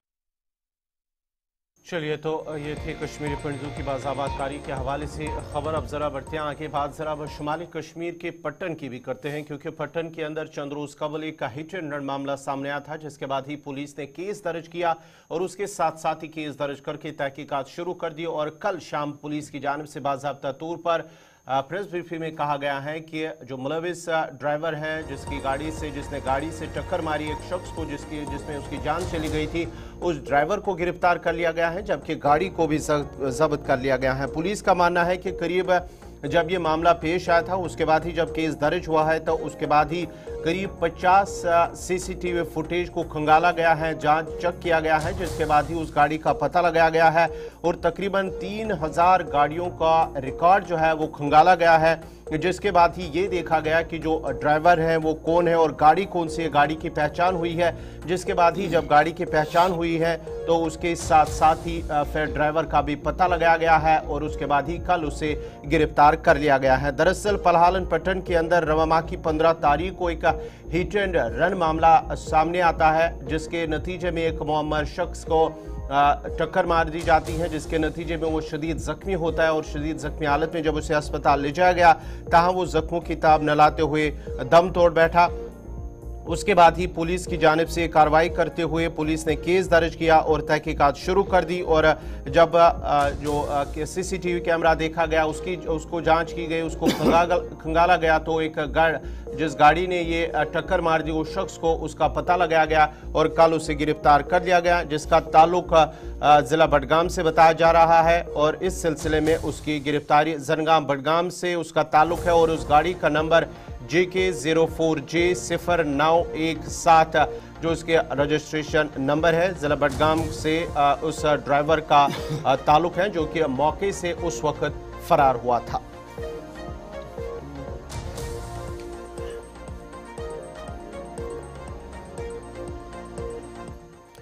चलिए बढ़ते आगे बात जरा, जहां हम ट्रैफिक की बात करेंगे तो ट्रैफिक के हवाले से एक और बड़ी खबर। जम्मू कश्मीर के अंदर इस वक्त ट्रैफिक हुकाम की जानिब से लगातार मुहिम तेज कर दी गई है। जब से श्रीनगर के टिंगपुरा इलाके के अंदर जो वहां पर जो मामला सामने आया था जिसमें 2 नाबालिग लड़कों की जान चली गई थी, उसके बाद ही ट्रैफिक पुलिस की जानिब से श्रीनगर और दीगर इलाका जात के अंदर ट्रैफिक मुहिम तेज कर दी गई है। लेकिन कल श्रीनगर के अंदर SSP ट्रैफिक श्री मुजफ्फर शाह की जानिब से बाज़ाब्ता तौर पर ऐलान कर दिया गया है, हुक्म जारी कर दिया गया है कि आज से जो बाइक चलाने वाले हैं, एक तो बाइक चलाने वाला उसके पास भी हेलमेट होना ज़रूरी है, लेकिन उसके साथ जो पिलो ड्राइवर जो बैठा होगा उसके साथ उसको भी हेलमेट लगाना लाजमी करार दिया गया है और आज से इस हुक्मनामे को ज़मीनी सतह पर अमलाया जाएगा। SSP ट्रैफिक की जानिब से बाज़ाब्ता तौर पर इसके हिदायत दी गई है कि आज से बाज़ाब्ता तौर पर जो भी बाइक चलाएगा, एक तो बाइक चलाने वाले के पास भी हेलमेट होना जरूरी है, उसके साथ साथ ही अगर उसके साथ एक और बैठा होगा बाइक पर तो उसको भी हेलमेट पहनना जरूरी होगा और अगर किसी के पास हेलमेट नहीं होगा तो उनके खिलाफ कार्रवाई की जाएगी। एक तो उन पर जुर्माना होगा और उसके साथ साथ ही वो बाइक भी सीज हो सकती है। इस सिलसिले में बाज़ाब्ता तौर पर SSP ट्रैफिक स्टी की जानिब से हुक्मनामा जारी कर दिया गया है और जब से ये मुहिम जम्मू कश्मीर खासकर वादी कश्मीर के अंदर शुरू की गई है तब से वादी कश्मीर के अंदर सड़क हादसात में काफी कमी नजर आ रही है। बड़ी खबर हम आपको बता रहे हैं कि अगर आपने स्कूटी चलानी है, 2 व्हीलर का कोई भी चीज चलाना और आपका साथी आपके साथ है, दूसरा सवारी आपके साथ है, दूसरा आदमी आपके इस बाइक पर है, तो आप दोनों के लिए हेलमेट को लाजमी करार दिया गया है और आज से बाज़ाब्ता तौर पर हेलमेट न रखने पर आपको जुर्माना होगा। श्रीनगर ट्रैफिक पुलिस की तरफ से बाज़ाब्ता तौर पर इसका आगाज कर दिया गया है। कल रात देर गए तक समझाने की कोशिश की गई थी, आज से कानून पर नाफिजुल अमल करने की बात कही गई है। अगर याद रखिएगा, श्रीनगर शहर के अंदर रवा गर्मियों के दौरान 394 एक्सीडेंट्स हुए हैं, 50 लोगों की मौत हुई, 411 जख्मी हुए हैं, जबकि जम्मू कश्मीर के कुल सूरत हाल को जब आप देखेंगे तो 4990 रोड एक्सीडेंट्स में हैं, जिनमें 703 लोग मारे गए हैं, 6820 लोग जख्मी हुए हैं और ये भी साफ कर दिया गया कि तकरीबन 12 लाख के करीब चालान जो है वो ट्रैफिक पुलिस की तरफ से किए गए हैं। चालान हो ना हो लेकिन हुकूमत की रिट चलनी चाहिए और ये जो नया फैसला लिया गया है कि अब बाइकर को और बाइक के पीछे बैठने वाले शख्स को भी हेलमेट होना चाहिए। ये कोई नई बात नहीं है। जिन लोगों ने पूरे मुल्क के अंदर सफर किया हो, जो जम्मू से बाहर चले गए हो, तो उनके लिए पता होगा कि दिल्ली हो या दीगर रियासतें हो, वहां पर हेलमेट को लाजमी करार दिया गया और बाज़ाब्ता तौर पर वहां पर भी सूरत हाल इसी तरीके की। ये बड़ा अच्छा कदम है, आम लोगों की तरफ से इसको सराहा गया है और इसको पूरे जम्मू कश्मीर के अंदर एनफोर्स किया जाए, इस जिम्मन में हुकूमती इदारों को मुतहरिक रहने के लिए भी कहा जा रहा है। एक तरफ से ये हो रहा है, दूसरी तरफ से जब हम ये खबर आपके सामने रख रहे हैं तो उम्मीद लोगों की यह भी है कि 3 व्हीलर्स यानी जो हमारे ऑटो ड्राइवर्स हैं उन पर भी नकेल कसी जाए और जिस तरीके से सुबह और शाम वो मनमानियां कर रहे हैं उस पर रोक लगी जाए। और ये जो मीटर वाला पूरी मुल्क के अंदर निज़ाम है और जम्मू कश्मीर के अंदर कई बार इस पर गुफ्तगू हुई लेकिन मीटर चले नहीं, अब की बार मीटर चले और बाज़ाब्ता तौर पर निज़ाम उसी पर आगे बढ़े, इस पर भी ट्रैफिक डिपार्टमेंट को अब सख्ती के साथ काम करना होगा। लगातार व्यूअर्स, लगातार लोग जो हैं वो ये चाहते हैं कि महकमा ट्रैफिक अब अपनी वजूद को मनवाए और अपनी बालादस्ती को मनवाए और ये जो नेक्सस बीच में है बहुत सारे लोगों का, इसको काटने में कामयाब हो। अब हम इनके साथ हैं। फिलहाल बड़ी बात यह है कि आज से अगर आप 2 पहिया वाली गाड़ी चला रहे हैं, आपके पास हेलमेट है तो ठीक है, अगर आपके पीछे जो आदमी बैठा उसके पास हेलमेट नहीं है तो आपको जुर्माना देना पड़ेगा। आज से यह हुक्म शहर श्रीनगर और कश्मीर सूबे के अंदर नाफिजुल अमल कर दिया गया है। तो नाज़रीन, ये थी ट्रैफिक के हवाले से। यहाँ पर रुकते एक छोटे से तिजारती वक्फे के लिए, वक्फे के फौरन बाद हाजिर होंगे तो उस मुहिम की तरह बात करेंगे और साथ ही साथ हमारे साथ मेहमान भी जुड़ेंगे, उसके पास भी जाएंगे और आपकी फ़ोन कॉल्स भी आज इस प्रोग्राम में शामिल करेंगे। लेकिन यहाँ पे छोटा सा तिजारती वक्फा।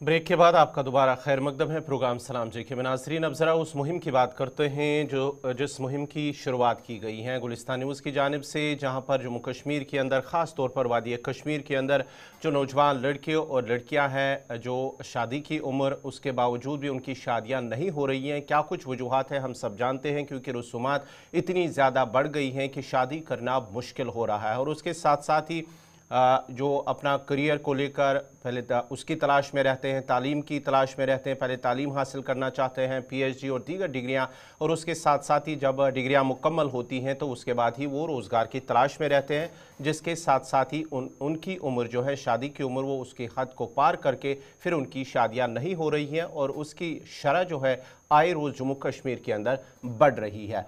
हमारे साथ उलमा भी जुड़ रहे हैं, कुछ प्रोफेसर, उस्ताद और दीगर जितने भी जिम्मेदार सोसाइटी के हैं वो भी अपनी राय इस प्रोग्राम में रखते हैं ताकि हम सब उस पर काबू पाने के लिए अपना जो रोल होगा वो निभाए। लेकिन आज की इस प्रोग्राम में हमारे साथ जो मेहमान हैं doctor Anisa Khan, associate professor IUST यानी कि Islamic university of science and technology Awantipora. बहुत बहुत शुक्रिया डॉक्टर अनीसा खान इस प्रोग्राम में जुड़ने के लिए। हम सब जानते हैं कि जिस तरह से नौजवान लड़के लड़कियां हैं उनकी उम्र तो जाती है, पहले एक तो वो तालीम के साथ जुड़े रहते हैं अपनी डिग्रियों को लेकर, जब डिग्रियां कंप्लीट होती हैं फिर रोज़गार की तलाश में रहते हैं और रोज़गार की तलाश में चलते चलते जब रोज़गार नहीं मिलता है तो फिर वो शादी की उम्र भी उसी तलाश में उनकी निकल जाती है और उसके बाद ही उनकी शादियां भी नहीं होती है, जिसके साथ साथ ही वो जिस्मानी से लेकर जहनी तनाव के भी शिकार होते हैं। ऐसे में क्या जो रसूमात इस वक्त जम्मू कश्मीर के अंदर बढ़ रही हैं, क्या ये एक अहम वजह है या उसके साथ साथ ही क्या कुछ दीगर वजूहात है, और इस पर काबू पाने के लिए हम सबको क्या कुछ जिम्मेदारी और क्या कुछ रोल निभाना होगा? जी शुक्रिया मुझे गुलिस्तान न्यूज़ पे बुलाने के लिए। और मैं सबसे पहले आपको मुबारकबाद देना चाहूँगी कि आपने एक बहुत ही अहम मौजू पे ये जो एक मुहिम छेड़ी है, इसकी बहुत काफ़ी टाइम से बहुत ज़रूरत थी इसकी हमारे समाज में। तो जब हम लेट मैरिजेस की बात करते हैं तो हमें समझना पड़ेगा कि सबसे पहले हमें ये समझना पड़ेगा कि लेट मैरिजेस की वजह से क्या क्या ऐसे इम्प्लिकेशंस है, क्या ऐसे असरात है जो हमारे सोसाइटी पे पड़ते हैं, मुज़िर असरात जो हमें बहुत सारी मुश्किलात से दो चार कराते हैं।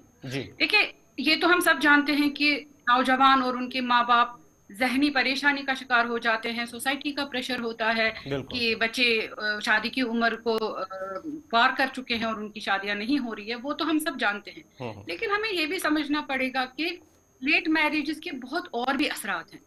इसका असर हमारे कौमी सतह पे भी पड़ता है, हमारी इकोनॉमी पे पड़ता है, हमारी पूरे डेवलपमेंट प्रोसेस पे पड़ता है जी। आपको ये तो हम सब जानते हैं कि जब लेट मैरिजेस होती हैं तो अक्सर क्या होता है कि उसके बाद बच्चा होना मुश्किल होता है या बहुत सारी कॉम्प्लिकेशंस आती हैं। ये इसी वजह से क्या हो जाता है कि फर्टिलिटी रेशो जो हमारा है और चाइल्ड बर्थ जो हमारी है वो डिक्लाइन होती जाती है और उसके असरात ये होते हैं कि एक टाइम आता है कि पूरे एक समाज में जो है बच्चों की जो तादाद है वो कम होने लगती है और सोसाइटी में जो प्रोपोर्शनेटली बूढ़ों की तादाद जो अबव 60 एज है ईयर्स के एज है उनकी तादाद बढ़ जाती है। इसको हम कहते हैं एजिंग पॉपुलेशन। और आजकल दुनिया के बहुत सारे ऐसे ममालिक हैं, बहुत सारे ऐसे डेवलप्ड और डेवलपिंग कंट्रीज हैं जहां ये बहुत बड़ा मसला बन चुका है। इवन यूनाइटेड नेशंस ने इसको एक बहुत बड़ा मसला करार दिया है कि जहां एजिंग पॉपुलेशन है, चाइल्ड बर्थ डिक्लाइन हो रही है और ओवरऑल कंट्री की इकोनॉमी पे असर है। तो अगर आप देखेंगे जापान जैसी बहुत ही जिसको हम कहेंगे बहुत ही तरक्की याफ्ता मुल्क है, उसमें ये बहुत बड़ा एक मसला है। ऐसे ही सिंगापुर जैसी कंट्री, हांगकांग, एशिया में भी बहुत सारी, साउथ कोरिया, यूरोप में बहुत सारी कंट्रीज हैं जो इसके साथ डील कर रही हैं, लड़ रही हैं, फिनलैंड वगैरह, जर्मनी, ग्रीस, इन सब के जो है ये मसला बना हुआ है। और रीजन ये है कि जब हमारे यहाँ चाइल्ड बर्थ कम हो जाती है तो हमारी एक पॉपुलेशन जो एजिंग पॉपुलेशन है वो बढ़ जाती है। तो न सिर्फ इसके मंशियाती असर है, न सिर्फ इसके सोशल असरात हैं, इसके प्रैक्टिकली भी हमारी इकोनॉमी पे, हमारी रोजमर्रा की जिंदगी पे बहुत सारे असरात होते हैं। तो मेरे ख्याल से क्योंकि ये कैंपेन आप बहुत टाइम से चला रहे हैं तो आई एम श्योर कि आपने इन सारे मौजूदों पे बात करी। डॉक्टर साहब, बड़ा इम्पोर्टेंट ये है ना, अब जब हमने इसको ब्रॉडर कैनवस में देखा, आपने एक अच्छा पहलू देखा कि देखिए अभी ठीक है शादियां नहीं होंगी, ये लगता है कि छोटा इशू है, लेकिन जब आप इसे बड़े कैनवस पर देखते हैं तो ये बहुत बड़ा इशू है, हमारी आने वाली फ्यूचर को लेकर एक बड़ा सवाल पैदा होता है। और आज भी जब हम इनफर्टिलिटी रेट और दीगर चीज़ें देखते हैं तो हम बहुत पीछे चले गए हैं। लेकिन बड़ा सवाल यह है कि इस मसले का हल आपकी नज़र में क्या है? हवा की बेटी इस पूरे मामले को कैसे देख रही है, क्योंकि पूरा मामला आप ही के इर्द गिर्द घूम रहा है, तो क्या हल हो सकता है, कहां से इसको टेक ऑफ करें ताकि इसका हल निकाला जा सके? जैसे आपने कहा कि टेक ऑफ करने के लिए और इसका हल निकालने के लिए हमें इसकी सबसे पहले वजह जो है वो जरूरी है समझनी। तो आपने ऑलरेडी वो अपने इब्तिदाई जो तासुरात दिए उसमें कहा कि बेसिकली एक बहुत बड़ा मसला हो गया है, शादियां मुश्किल हो गई, marriages have become very very difficult. जब शादियां मुश्किल हो जाती हैं ना तो ये एक बहुत बड़ा, और वो क्यों मुश्किल हो रही हैं उसके बहुत सारे वजूहात हैं। एक तो हम सब जानते हैं हमने शादी को एक ऐसा मसला बना दिया है कि जहां लाखों करोड़ों रुपए खर्च करके ही शादी अंजाम पा सकती है, और गरीब लोग जो है, जो इसको अफोर्ड नहीं कर सकते हैं, वो इसको डिले करते रहते हैं कि चलो जब पैसे आएंगे हम शादी करेंगे बच्चों। एक बहुत बड़ा ये रीजन है। लेकिन इसके साथ साथ और भी बहुत सारी वजह हैं जिसकी वजह से शादियों में ताखीर हो रही है और शादियां मुश्किल हो रही है। जैसे सबसे पहले मैं बताऊंगी, पेरेंट्स और बच्चे दोनों, यूथ दोनों आजकल बहुत चूजी हो गए हैं। जब शादी की बात आती है तो लाइफ पार्टनर परफेक्ट चाहिए, चाहे वो लड़का है चाहे वो लड़की है। लड़का है तो उसको परफेक्ट लाइफ पार्टनर चाहिए, वो लड़की पढ़ी लिखी हो, वो नौकरी। अब ये बहुत बड़ी मुसीबत आ गई है आजकल। सबसे पहले ये पूछते हैं लड़की नौकरी कर रही है कि नहीं कर रही है, यू नो, और फिर वो किस खानदान से है, वो उनका कास्ट क्या है, उसकी एजुकेशन क्या है, उसका फैमिली बैकग्राउंड, उसके चाचा ताया मामा क्या कर रहे हैं। इतना चूजी हो गए हैं। फिर जब लड़कियों की बात आती है, मैं कहना चाहूंगी एज ए फीमेल, ये हम लड़कियों को समझना पड़ेगा कि शादी में अगर हम चाहते हैं कि हमें what is important for us, तो हम लड़कियां भी जब चूज करती हैं तो बहुत चूजी हो जाती है। लड़का सेटल भी हो, फिर वो छोटा भी हो, फिर वो उसके पास अपनी गाड़ी हो, अपना घर हो, everything we are asking for। तो जितना ज्यादा हमारा समाज, हमारे पेरेंट्स, हमारे बच्चे जो दोनों जो है चूजी होते गए हैं, उसकी वजह से भी शादियों में मैच मिलना, अप्रोप्रिएट मैच मिलना बहुत मुश्किल हो गया है। और फिर जितना उम्र बढ़ती जाती है फिर और ज्यादा मुश्किल हो जाती है। एक और इशू में, एक और पहलू की तरफ मैं आपका ध्यान दिलाना चाहूंगी कि शादियां हमारे यहाँ टूट रही हैं, बहुत सारे डिवोर्सेस हो रहे हैं। ये देखकर जो हमारी यंग पॉपुलेशन है वो डर रहे हैं, वो बहुत डर रहे हैं, और वो और ज्यादा चूजी हो रहे हैं, वो और ज्यादा एप्रीहेंसिव हो रहे हैं, और उनको लगता है कि शादियां टूट रही हैं। नहीं, मैं तो पहले ही इंश्योर करूंगी कि यहाँ पे इंश्योर करूंगा कि मेरी शादी ना टूटे, मेरी शादी जो है वो बनी रहे। तो बहुत सारे ऐसे रीजंस हैं जिनकी वजह से शादियां मुश्किल होती जा रही हैं, शादियों में बहुत मसले होते जा रहे हैं, और यंग पॉपुलेशन हमारी जो है, कहीं ना कहीं हमारी यंग पॉपुलेशन अब शादी के नाम से थोड़ा बहुत डरने भी लगी है, जो मैं देख पा रही हूँ अपने आसपास। कि मेरे पास जब हमारी यूनिवर्सिटी में स्कॉलर्स आते हैं, लड़कियां आती हैं, कभी कभी सवाल पूछती हैं, मैडम आपको क्या लगता है हमें शादी करनी चाहिए? डर है बच्चों में, ठीक है। तो बहुत सारे पहलू है, मैं नहीं कहूंगी सिर्फ यही 2 पहलू है, बट बहुत। तो सबसे पहला स्टेप जो हमें इस मसले को हल करने के लिए लेना होगा वो ये होगा कि हम समझे कि वजूहात क्या है, कि किस वजह से शादियां नहीं हो रही हैं, टाइम पे मुश्किल हो रही। So when we now think about कि स्ट्रेटजीज हमें क्या यूज करनी चाहिए। देखिए, मैं फिर से कहूंगी, मैं आपका बहुत शुक्र अदा करती हूँ और बहुत मुबारक आपको देती हूँ, ये कैंपेन आपने चलाया, क्योंकि मेरे हिसाब से यही है स्टार्टिंग पॉइंट इस प्रॉब्लम को हल करने की। ये जो कैंपेन आपने अभी स्टार्ट करा है, यही कैंपेन हमें बिगर कैनवस पे ले आना है। ये सिर्फ महदूद नहीं रहना चाहिए गुलिस्तान न्यूज पे, ये कैंपेन हर जगह अब पहुंचना चाहिए, हमारे एजुकेशन इंस्टीट्यूशंस में पहुंचना चाहिए, हमारे मस्जिदों में ये डिस्कशन होना चाहिए, हमारे रिलीजियस प्लेसेस पे ये डिस्कशन होना चाहिए, हर जगह ये डिस्कशन अब होना चाहिए। तो द बिगिनिंग इज दिस, यही शुरुआत है जो आपने शुरू किया है, जो हम कर रहे हैं। सबसे पहले एक सेंसिटाइजेशन। देखिए, हम जब लोगों से बात करते हैं ना लेट मैरिज की, अक्सर लोगों को पता सिर्फ ये लगता है अरे प्रेशर है सोसाइटी का इसलिए लेट मैरिज मसला है। नहीं, हमें पहले लोग ये समझाना पड़ेगा सबको कि ये लेट मैरिज सिर्फ इसलिए मसला नहीं है कि सोसाइटी का प्रेशर।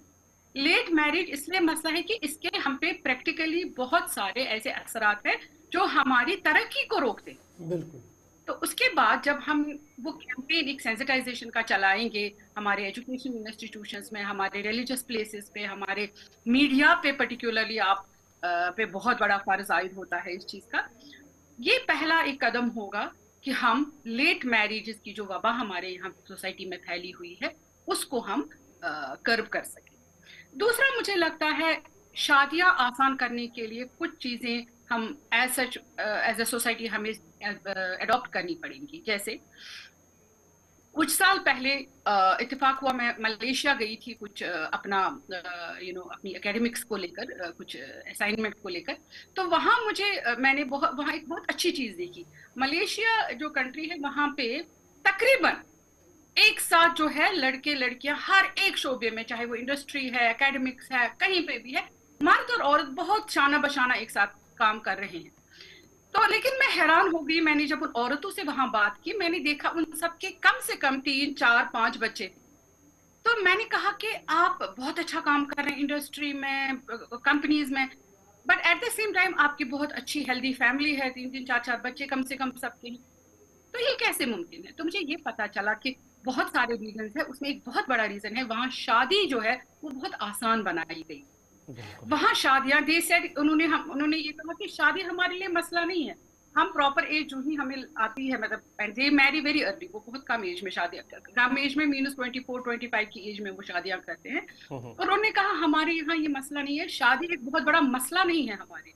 उसका रीजन एक ये भी है कि वहाँ मेहर को लेकर, वहाँ शादी के अखराजात को लेकर, खर्चों को, जो खर्चात होते हैं उनको लेकर मसले नहीं, वो बहुत सिंपल तरीके से शादी करते हैं।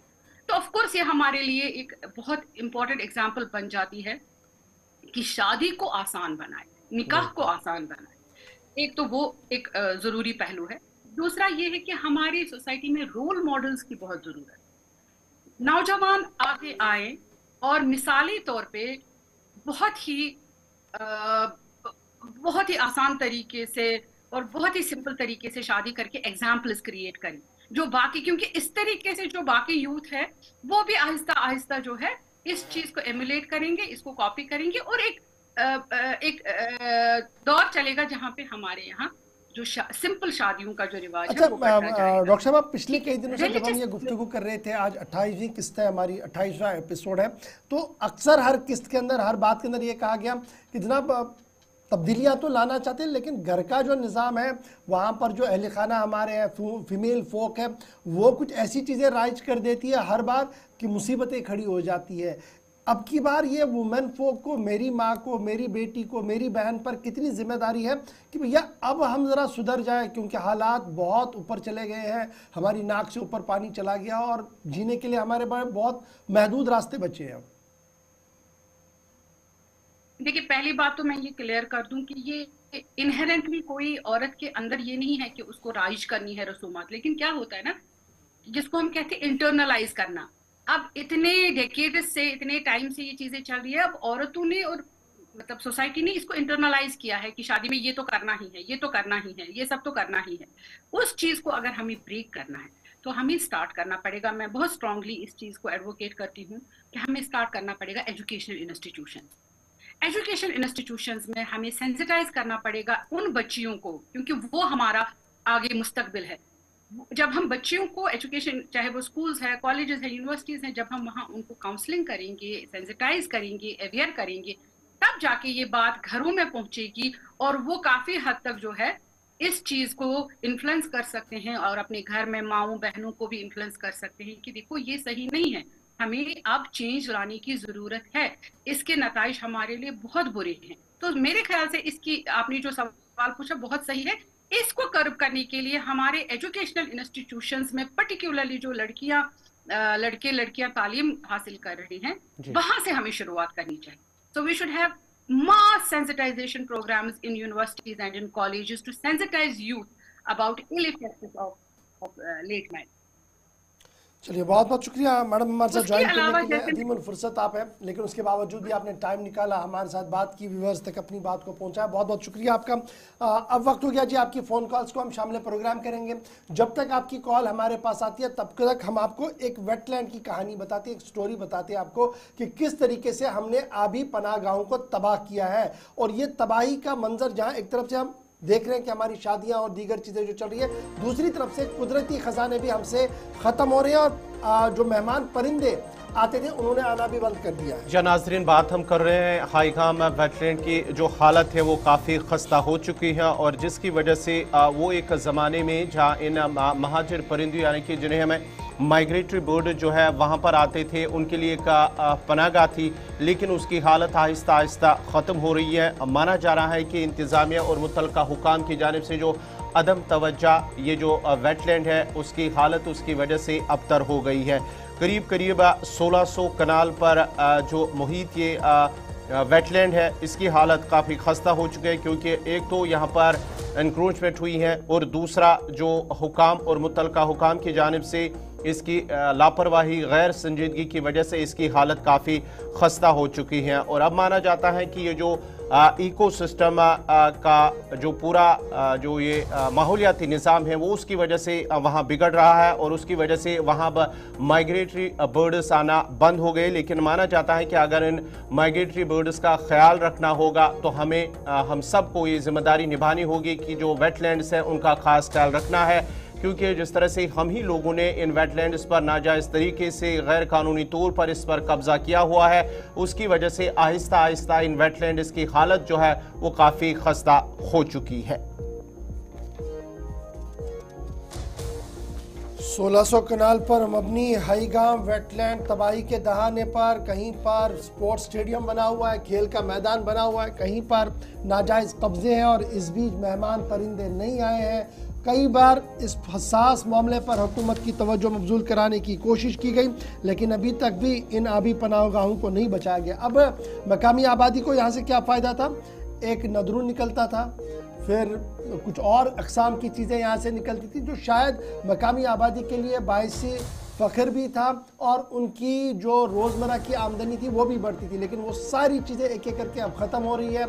एक तरफ से हमने इसको तबाही के दहाने पर पहुंचा दिया, दूसरी तरफ से हमने इसको और किसी चीज़ के लिए अब यूज़ करना शुरू किया, मेहमान परिंदे आने ने बंद कर दिया और सूरत हाल ये है कि माशरती तौर भी अब ख़त्म हो गए हैं और इखलाकी तौर पर भी हमारी पस्ती का हाल आज के दिन में ये है। हाईगाम वेटलैंड आपके सामने तस्वीरें हैं।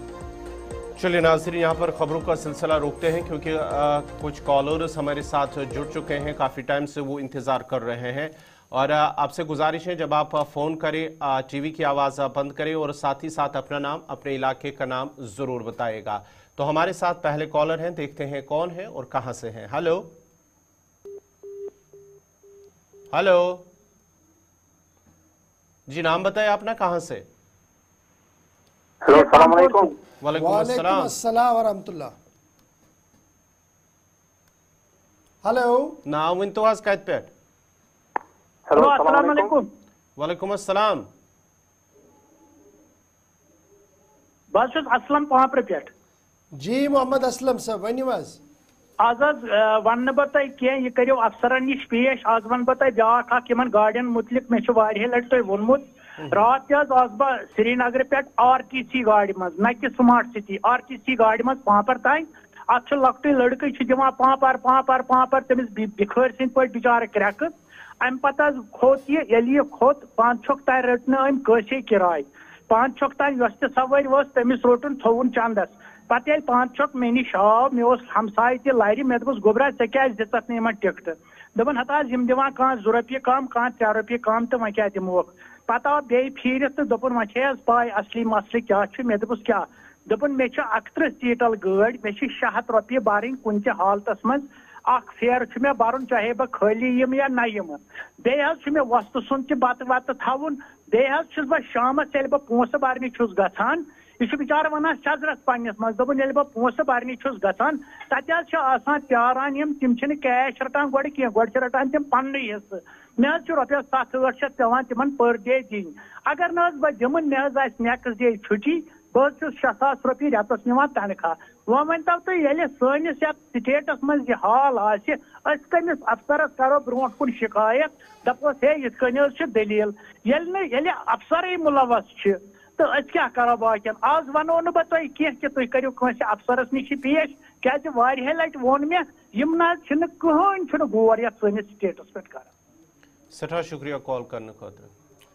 बड़ा इम्पोर्टेंट इशू है ये जो जिसकी अक्कासी की गई ना रोड ट्रांसपोर्ट कॉरपोरेशन की, स्मार्ट बस की नहीं। उन्होंने कहा रोड ट्रांसपोर्ट कॉरपोरेशन में किस तरीके से खसारे पर जा रहा है और आज भी कोई इसका देखने वाला नहीं है, कोई जवाबदेही नहीं। और मुझे उम्मीद है मज़कूरा वज़ीर साहब तक ये बात जाएगी, डिपार्टमेंट के लोग देखेंगे कि आखिर ऐसा क्यों चल रहा है कि अभी भी दरपर्दा इसको तबाह करने की कोशिश हो रही है। एक और कॉलर हमारे साथ है जी। हेलो हेलो, अस्सलाम वालेकुम। जी वालेकुम अस्सलाम। जनाब बार साहब के उमर बडगाम पे जी बार साहब वन तो आसिफ साहब वो काल स्टूडियोस मज खैरियत। आसिफ साहब छुट्टी पे इंशाल्लाह 21-2 ताम वातन तिम। जनाब 2 सवाल गो बूझो सवाल तो पत वन जवाब। वनिवाज गोडनुक सवाल तो ये खानरस पे कत कर जन मौलाना साहब आसान निकाह पर खतर तम गोड़े डिमांड करान यह तिमन ताम रूद पत क्या हेक इंसान कर। दोयम सवाल इस हुम रोड जहन मे कोर वारे फिर अत फी वरी कड़ान दिवरी कन तो लागा यम पोजन लागे बे कुन किन। त्रेयम कत जनाब अत आबच पोरा वारिया काल वोत मे करान गुजारिश मुकुर आब चलान। चलो अच्छा शुक्रिया कॉल करने खातिर। चलिए जी एक और कॉलर हमारे साथ है। हेलो हेलो अस्सलाम वालेकुम। वालेकुम सलाम। इशफाक साहब सफाकल पे अब्दुल मजीद करान अर्ज पावर शेड्यूल 3 घंटे दोहस थामान दोहल 4 घंटे निमान वन दोहलू कह मगर शाम से 9 बजे निमान पावर अल्लाह ताला पे 12 बजे रात बहुत दपान बन क्या तावनस मज ओतान रात पावर यन पे आये वन पन तन पे 22 बज रोज 3 बज रोज ब्रो 6-7 आज 1100 रपी फीस तूत अजाब अल्लाह ताला पे 12 बजन तान टावन पे योतान पावर त्रावन दोहलू मसले दोहले घंटे कर कम शाम कर खुदा गवाह तूत अजाब अल्लाह ताला तुल सही बिजली हूँ बोड़ बहरान वनकस दुरुस रियासत और स्पेशली श्रीनगर अंदर सूबे कशीर अंदर और तकरीबन 800 मेगावाट या 900 मेगावाट कमी गसान और यह वजह कि सूरत हाल इत पे बन उम्मीद है कि इन वालन के दोहन मंद मिली कहा राहत अत अंदर। लेकिन बात आपकी बिल्कुल सही है कि बिजली की आंख में चोली बड़ी ज़बरदस्त चल रही है। लास्ट 2 कॉल दे दीजिएगा जी। हेलो अस्सलाम वालेकुम रहमतुल्लाह। जी वालेकुम अस्सलाम। जी मैं कुलगाम से बोल रहा हूँ मोहम्मद यासिर। जी यासिर साहब बताएं। मैंने इससे पहले भी आप पिछले साल कॉल की थी शायद। आजकल ये दोष है गुनाह है कि मौलवी बनना है क्योंकि मौलवी की बात आगे तक नहीं पहुंचती है। अभी ये भाई भी बात कर रहे थे कि मौलवी पहले डिमांड करते हैं वहाँ वो लोन्स वगैरह आते हैं वो 2-2 लाख लेते हैं मौलवी के 2000 पर बात उठती है। तो वो आप छोड़िए हमारा रोजगार ही यही है। दूसरी बात मैंने आपको कहा था रास्ते के बारे में हमारे जमीन का रास्ता है वो हमें वहाँ रास्ता किसी ने बंद किया है। 3-4 मरतबा मैंने कारी साहब के नाम से आपसे बात की थी लेकिन वो इस जूं का तो ही मामला है। ये कहाँ पर है ये प्रॉपर जनाब? ये कुलगाम गोपालपुरा। कुलगाम जी। चलिए बहुत शुक्रिया कारी साहब। लास्ट कॉल दे दीजिएगा जी। हेलो चलिए रब्ता मुनक़ता हुआ है तो नाज़रीन फ़िलहाल अस्सलाम जी के प्रोग्राम यहाँ पर इख्तिताम पजीर हुआ चाहता है क्योंकि 10 बज रहे हैं और हमें यहाँ पर प्रोग्राम वाइंड अप करने की इजाज़त दीजिए अपने मेज़बान गौहर कुछ और इशफाक गौहर को। लेकिन गुलिस्तान न्यूज़ पर खबरों तजिए और तबसरों का सिलसिला लगातार दिन भर जारी रहेगा। हमें दीजिए इजाज़त। अल्लाह हाफ़िज़।